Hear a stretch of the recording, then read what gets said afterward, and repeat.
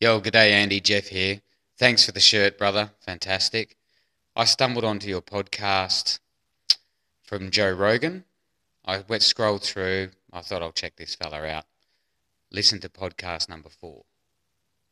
No shit, Sherlock. Between you and Paul and how you led the questions with Paul. Mate, I'm nearly 47.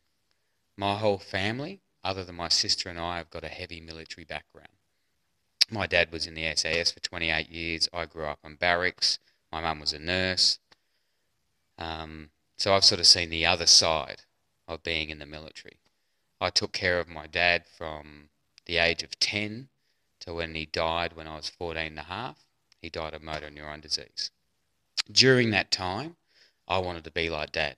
I was going to join the SAS. He steered me away from that whole conversation. And I've always carried it as he thought I was weak.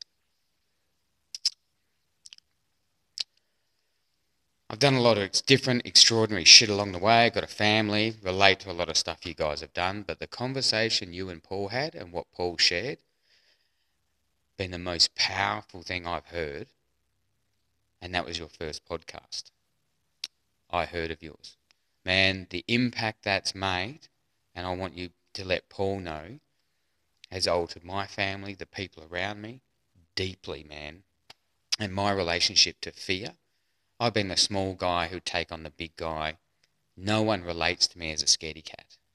But I've always had that little lingering feeling, and I've chased it all my life going, if I wasn't weak, that feeling would not be there. With some of the jobs I've had, how I would relax, I would go run in the jungle up in Cape Trib and do 100 Ks.